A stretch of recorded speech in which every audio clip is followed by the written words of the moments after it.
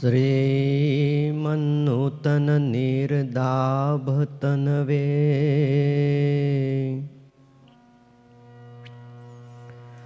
શ્રીમાધુરીમૂર્તયે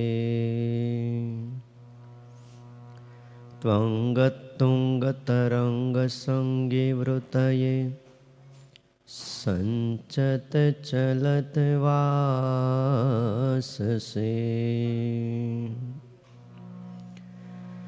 નાનાહાર મનોહરાય હરયે યષ્ટ્યાલસતે પાણયે તસ્મૈ શ્રી ગુરવે ભવાય સહજાનંદાય વંદામહે.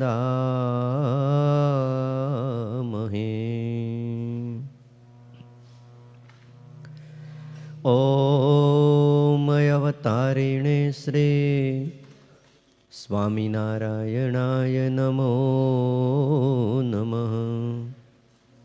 શ્રી હરિ કૃષ્ણાય ઘનશ્યામાય નમો નમઃ. એકાકી વનવાસીને કઠિન તપકારિણે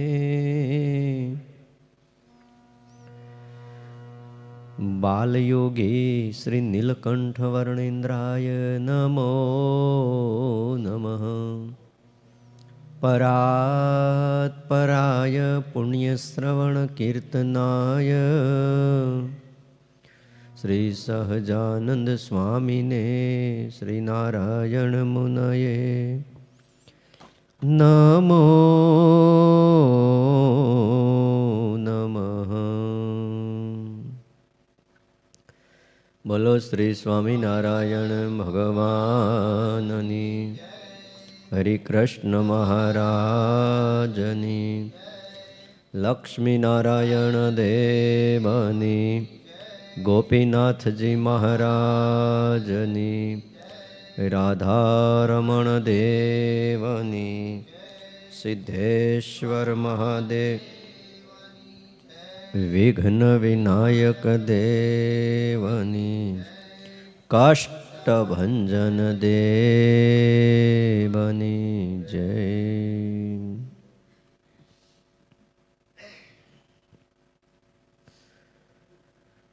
વાલા ભક્તજનો, સર્વાધાર સર્વોપાસ્ય ઈષ્ટદેવ ભગવાન શ્રી સ્વામિનારાયણ,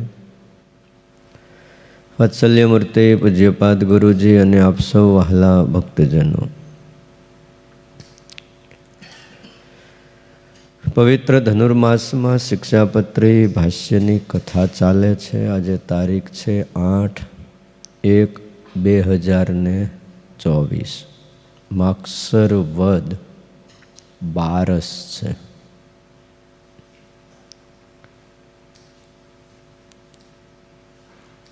સ્વામિનારાયણ મહામંત્ર આપ્યો એનો આજે પહેલો દિવસ. ગઈકાલે મંત્ર આપ્યો. 222 વર્ષ પૂર્ણ થઈ ગયા. આ મંત્ર આપ્યો એને. શ્લોક 74મો શિક્ષાપત્રીનો. પૂર્વે મહદ્ભીરપી યદ અધર્માચરણમ ક્વચિત કૃતમ સ્યાત તત્તુ ન ગ્રાહ્યમ ગ્રાહ્યો ધર્મસ્તુ તત્કૃત. આ શ્લોકની વાતો આપણે સાંભળતા હતા. પૂર્વે જે મોટા પુરુષો થયા છે એને ક્યાંય કોઈક જગ્યાએ અધર્મનું આચરણ કર્યું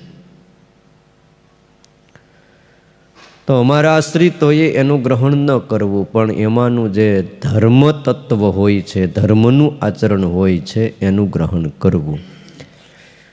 ગીતાજી જે માં દ્વારકાધીશે યુદ્ધના મેદાનમાં આ વાત કરી. બોલો, યદ યદ આચરતી શ્રેષ્ઠ તત્તદ ઇતરેવ જનઃ સયત પ્રમાણમ કુરુતે લોકસ્તદ અનુવર્તતે.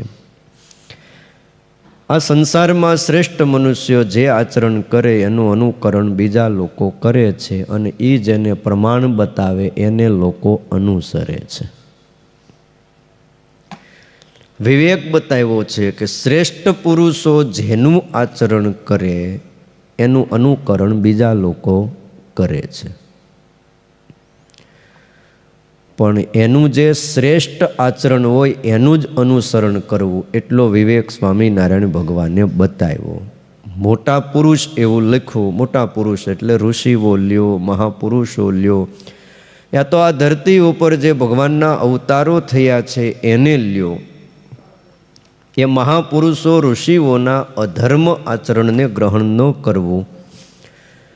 યુધિષ્ઠિર મહારાજા જુગાર રમ્યા હતા એવું મહાભારતમાં કથા આવે છે અને બધાને ખબર છે. અને 13 વર્ષ સુધી દુઃખી પણ થયા હતા. એનું કારણ શું હતું? જુગટું રમ્યા એ કારણ હતું. તો આવા મોટા ધર્માત્મા એમ કહેવાય છે કે ધરતીથી 4 ફૂટ કે 4 વેત એનો રથ અધ્ધર હાલતો હતો. બોલો, ગમે એવા બમ્પ કરો ને એને તકલીફ જ નથી થતી. ધરતીથી અધ્ધર જ એનો રથ રહેતો હતો. પણ એ જુગાર રમ્યા. આટલું સત્યવાદીપણું હતું પણ સમજી ન શક્યા અને પરિણામે દુઃખ આવ્યું છે. તો એનું આચરણ પાછું અમારા આશ્રિતોએ ન કરવું.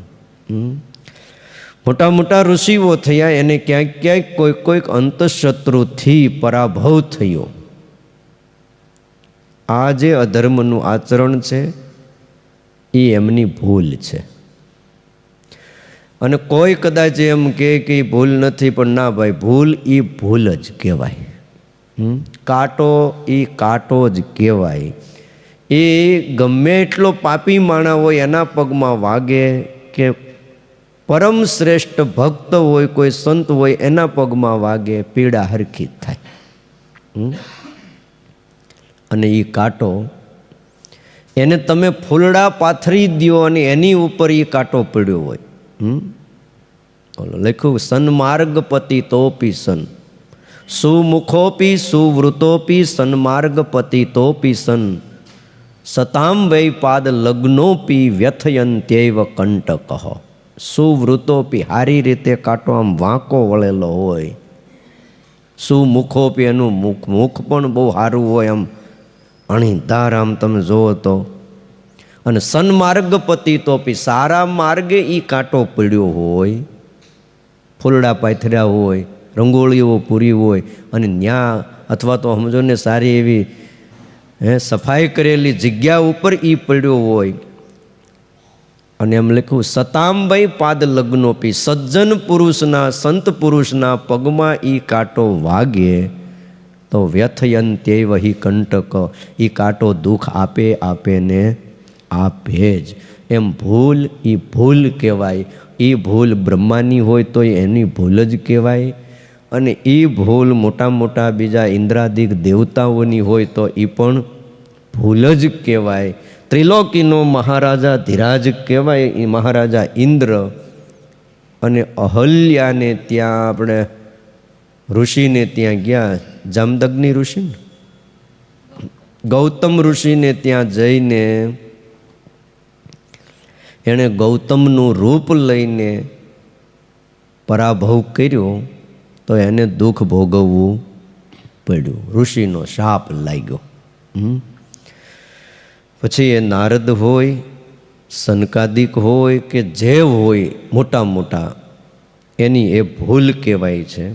આવા મોટાએ પણ અધર્માચરણ કર્યું હોય તો એમને દુઃખ આવ્યું છે, એવા ઇતિહાસો છે.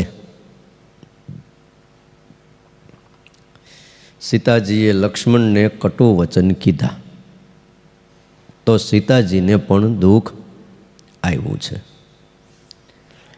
તો આપણને આવે એમાં કંઈ બહુ આશ્ચર્ય ન કહેવાય. વિચારથી ભૂલનું પરાવર્તન ન કરવું. ભૂલ તો થાય, માણસ માત્રથી ભૂલ થાય છે, પણ પાછી થયેલી ભૂલને વિચારોથી એની એ જ ભૂલનું પુનરાવર્તન ડાયા માણસોએ કરવું નહીં. પૂર્વ સમયમાં જ્યારે શિષ્યો ગુરુના આશ્રમમાં ભણતા હતા અને ભણ્યા પછી જ્યારે વિદાય લેતા હતા ત્યારે ગુરુ કેટલોક ઉપદેશ એને આપતા હતા.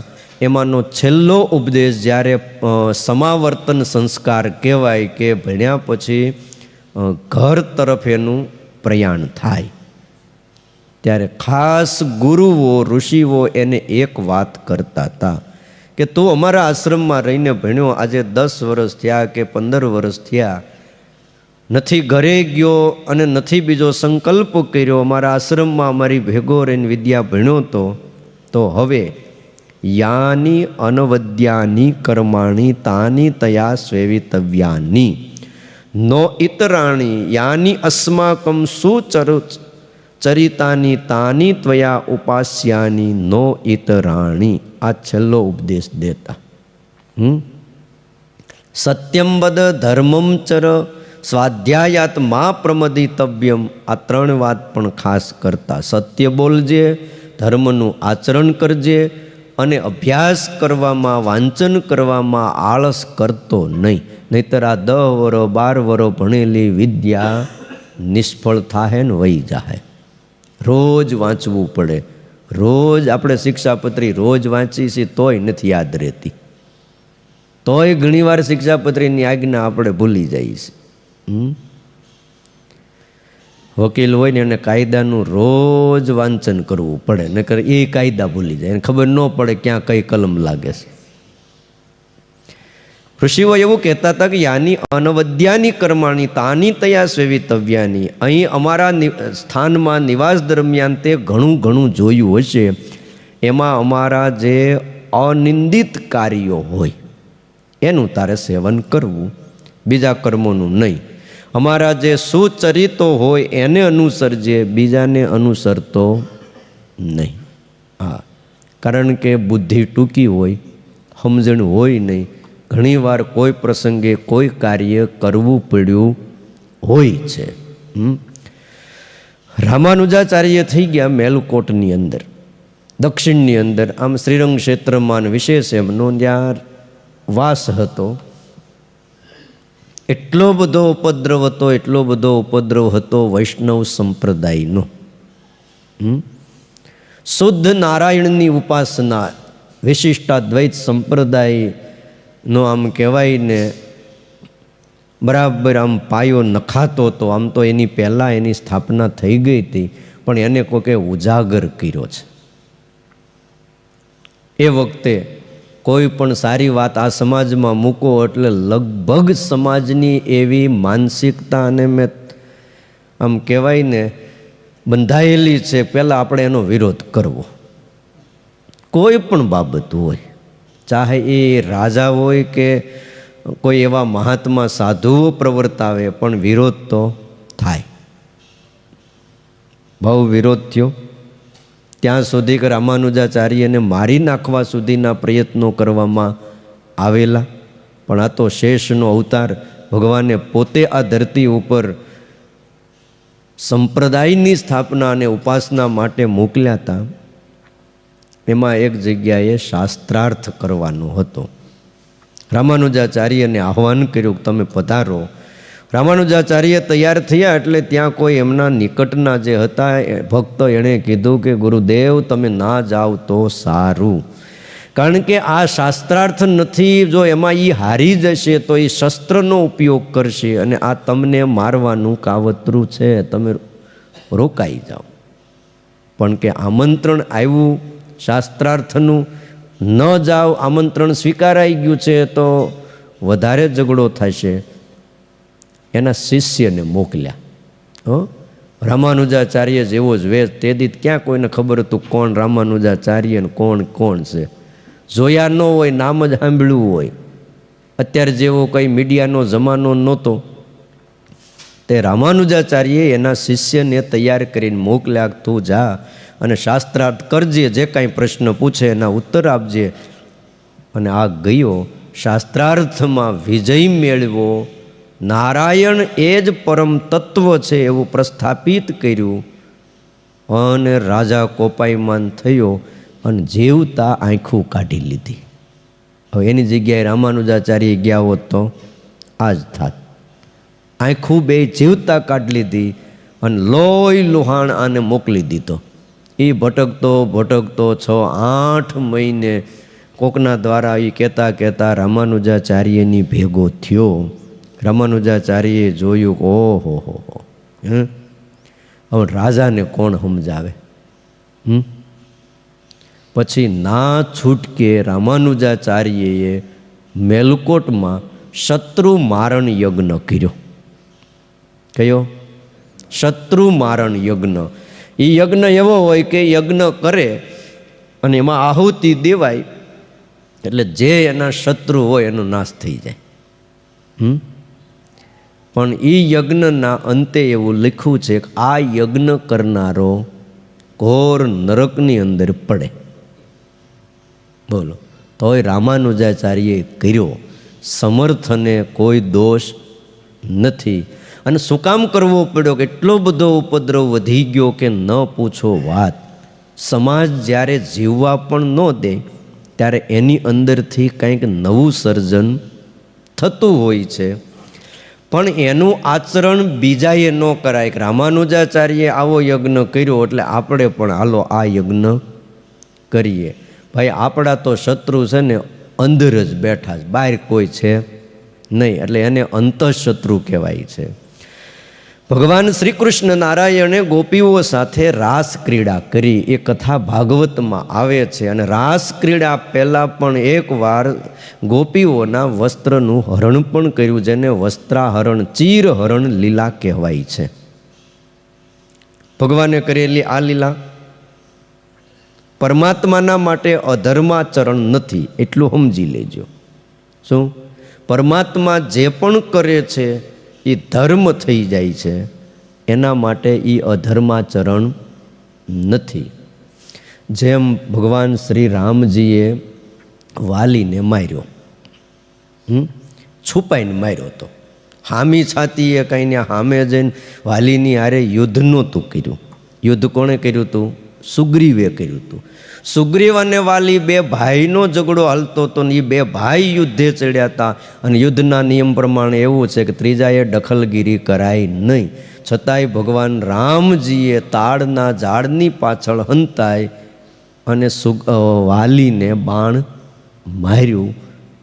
વાલી મરતા મરતા એટલું બોલ્યો તો તમે આ અધર્મ કેમ કર્યો? તમે આ ખોટું કેમ કર્યું? તમારે લડવું જ તું તો મારી સામે આવવું તું. ત્યારે કીધું કે તારા અધર્મ ધર્મના પડદાની પાછળ અધર્મ પોસાતો હતો. એક તો તે મોટો અપરાધ એ કર્યો કે તારા નાના ભાઈને તે મારીને બધું લઈ લીધું. બીજી વાત કે એની પત્નીને પણ તે તારા ઘરમાં રાખી. આ બધો જ અધર્મ હતો અને મારે એ અધર્મનો પડદો ચીરવો તો. પણ હવે માગ તારે શું જોઈશ એ કે તો એવું ધારે કે મારે હજી જીવવું છે તો હું તને આવરદા દેવા પણ આયુષ દેવા તૈયાર છું. તો કે ના, મારે એ જોતું નથી. અને ત્યારે વાલી એટલું બોલ્યો તો કોટી કોટી જન્મ લગર અંત સમય રામ આવત નહીં. આવે છે ને, કરોડો વર્ષ સુધી માણસ સાધનાઓ કરે, આરાધના કરે, પણ અંત સમયે રામ કહી આવત નહીં. અંત સમયે રામ આવતા નથી. અને આજ મારી સામે જો રામ ઊભા હોય તો એ રામનું દર્શન મને ક્યાંથી? માટે મારે કાંઈ જોતું નથી, પણ હું તમને કંઈક આપું એમ કહીને એના પુત્ર અંગદને બોલાવીને કીધું કે લ્યો આનું કાંડું હું તમને સોંપું છું. અને આ અંગદ મારા કરતાં પણ બળ્યો છે. જન્મ જન્મ મુનિ જતન કરાઈ અંત કહી રામ આવત નહીં. એ ચોપાઈ તેથી વાલી બોલ્યો હતો. રામનું દર્શન એટલું દુર્લભ છે કે અંત સમયે થાવું એ યોગીઓને દુર્લભ છે તો આજ મને એનું દર્શન થતું હોય અને મારી નજર સામે રામ ઊભા હોય અને મારા પ્રાણ છૂટતા હોય તો એવું મારું સદભાગ્ય ક્યાંથી? અને શરીર છોડ્યું તું. કહેવાનું કે પરમાત્માએ ક્યાંક ક્યાંક આવું કરવું પડ્યું છે. વૃંદાને ત્યાં જઈને એનો ધર્મ પાતિવ્રત્યપણું તોડ્યું. કોણે તોડ્યું? પરમાત્માએ. જાલંધર નામનો અસુર થઈ ગયો, કોઈથી મરે એમ નહોતો, વરદાન પામેલો હતો. અને એવું વરદાન હતું વૃંદાને કે જ્યાં સુધી તો હયાત હો અને તારું પાતિવ્રત્ય અખંડિત હોય ત્યાં સુધી આનું મૃત્યુ નહીં થાય. હવે પતિવ્રતાપણું અખંડિત હોય ત્યાં લગી મૃત્યુ થાય નહીં. અને ગળામાં હાર પહેરાવી દીધો તો અને એના ધણીને કીધું હતું કે આ હાર કરમાય ત્યારે જ તમારું મૃત્યુ થશે. અને ત્યારે સમજ્યો કે મારા નિયમમાં, મારા પતિવ્રતાપણામાં કાંઈક ખામી આવી. અને પછી યુદ્ધમાં ઊભા નહીં રહેતા, વી આવજો ને કે મર્યા સમજો. તમે તો મરો પણ મારે વાહે ચૂડલો ભાંગશે. પરમાત્માએ જાલંધરનું રૂપ લીધું. બોલો, ઓલો યુદ્ધે ગયો અને પાછળથી નારાયણ પોતે જાલંધર બનીને આવ્યા. આ બે હુબ. હવે એમને તો એ તો નટવર છે, જેવા વેશ લેવા હોય એવા લે. વૃંદાએ કીધું કે તમે યુદ્ધમાં ગયા હતા ને પાછા કેમ આવ્યા? મને થયું કે આ હમણાં યુદ્ધમાં નથી જવું કે. અને વૃંદાનું પાતિવ્રત્યપણું તોડ્યું. તે વૃંદાને પછી ખ્યાલ તો આવી ગયો, ઓલાનો હાર કરમાઈ ગયો તરત. એટલે કીધું કે તમે મારા પતિ નથી કે. એટલે નારાયણ સાક્ષાત પ્રગટ થઈ ગયા. તો તમે તો કે હા, તમે આ અધર્મ કર્યો. પરમાત્મા કહે છે કે હું જે કરું છું ને એ ધર્મ જ છે, પણ તમને સમજવો બહુ કઠણ છે. તારી પાછળ અધર્મ પોસાતો હતો. પતિવ્રતાપણું સારું છે, પણ પતિવ્રતાની પાછળ એક અધર્મનું પોષણ થતું હતું અને મારે એ તોડવું જરૂરી હતું. તો તમને શાપ દઉં છું. બોલ, જાઓ તમે પથ્થર થઈ જાઓ. તે ભગવાન શાલિગ્રામ થયા અને વૃંદા એ તુલસી થયા. એના પછી વરદાન દીધું, દર વર્ષે તારા મારા લગ્ન થશે, તુલસી વિવાહ થાય છે. એ તુલસી કોણ? વૃંદા. અને વૃંદા એટલે જાલંધર નામનો એક અસુર થયો, એની પત્ની એ વૃંદા. ભગવાનનો સંબંધ થયો. તે તમે વિચાર તો કરો, એ વૃંદા પૂજનીય બની. કોઈ પણ કામ હોય તુલસી પત્ર જોઈ. આપણે ગઈકાલે પૂજન કર્યું ઠાકોરજીનું જન્મંગલના મંત્રોથી, હરિકૃષ્ણ મહારાજનું. તે તુલસી પત્ર જોઈ કે નહીં? તો અને ઉપયોગી બહુ, ગુણકારી બહુ. વિદ્યાર્થી જો રોજ તુલસી પત્રનું સેવન કરે તો સૂર્યની જેમ એની બુદ્ધિ પ્રકાશિત થાય. પણ મારા વાલીડા કોઈ તુલસી પત્ર ખાતા નથી. તુલસી પત્ર રોજ વિદ્યાર્થીએ ખાવા જોઈએ. અને એના માંજર છે એ બુદ્ધિને વધારે છે. માંજર આવે ને કોણા કોણા, એ રોજ જો વિદ્યાર્થી તુલસી પત્ર સવારે ખાય અને ઉપરથી પાણી પીવે તો એની મંદ બુદ્ધિ હોય તો પણ તીવ્ર બુદ્ધિ થઈ જાય છે. એટલે તુલસીનો ક્યારો ક્યાં રાખતા? આંગણામાં રાખતા. એટલે શું છે, હાલતા ચાલતા નજર પડે તો એ તુલસીમાંથી નીકળતી જે સુગંધ, એનાથી પણ અનેક બેક્ટેરિયા નાશ પામી જાય છે. બોલો, એટલે તુલસીનો ક્યારો રાખજો મા બાપ. ભલે 5મા માળે રહેતા હોય પણ ન્યાય એક કુંડું લઈને મૂકી દેવું જરૂરી છે. ઘરના આંગણે તુલસીનો ક્યારો હોવો જોઈએ. મારે એમ તો કહેવાય ને, એક ગાય બાંધી હોવી જોઈએ. બાંધવા ક્યાં જાવી ફ્લેટમાં? પણ આ બધું વૈષ્ણવની નિશાની હતી. ભગવાનનો ભક્ત હોય એના ઘરના આંગણે એટલું તો હોય જ. પણ હવે કળિયુગ આવ્યો એટલે ગાયું કાઢી નાખીને થોડુંક નાનું રાખ્યું છે, કૂતરા રાખ્યા. એટલે વાત એ કરતો હતો, ભગવાન શ્રી કૃષ્ણ નારાયણે રાસ ક્રીડા કરી, વસ્ત્રાહરણ, ચીરહરણ લીલા કરી. એ બધું જ અધર્મ આચરણ નથી. કારણ એટલું છે કે રાસ ક્રીડા કરવા છતાં પણ ભગવાન ઉર્ધ્વ રહેતા બ્રહ્મચારી રહ્યા. જે વાત ગોપીઓને પણ ન સમજાણી અને બીજાને પણ ન સમજાણી, પણ પરમાત્માએ એકવાર ગોપીઓને થાળ લઈને મોકલી, જાઓ યમુનાજીના હામા કાંઠે દુર્વાસા મુનિ છે અને થાળ જમાડી આવો. હજારો ગોપીઓ થાળ જમાડવા માટે ગઈ. તો કે આડા યમુનાજી છે, જાવું કેમ? તો કહેજો કૃષ્ણ બાળ બ્રહ્મચારી હોય ને તો માર્ગ દે. અને ગોપીઓએ જઈને યમુનાજીને કીધું કૃષ્ણ બાળ બ્રહ્મચારી હોય તો હે મા યમુનાજી અમને રસ્તો દઈ દો. ત્યારે યમુનાજીએ રસ્તો આપ્યો. આશ્ચર્ય થયું કે અમારી હારે રાસ ક્રીડા કરી અને કૃષ્ણ બ્રહ્મચારી કેવી રીતે? પણ ભગવાનના અલૌકિક મહિમાને એમ લખ્યું ગોપીઓ ન જાણતી હવી, અમુક વસ્તુ ન સમજાણી. પણ એટલું થયું કે કૃષ્ણ બાળ બ્રહ્મચારી છે અને આ લીલાનું ગાન કરતા કરતા સુખદેવજી જેવા હજારો નિષ્કામી થઈ ગયા. બોલો, એક નહીં, હજારો. આ જ લીલાનું ગોપીઓના રાસની લીલા, ગોપીઓના ચિરહરણની લીલા, અને એ જે ભાગવતની કથાઓ વાંચી વાંચીને કેટલાય કરીને પણ મહાન નિષ્કામી થઈ ગયા. તો વિચાર કરો, ભગવાનમાં કામ નામનો દોષ હોય ક્યાંથી?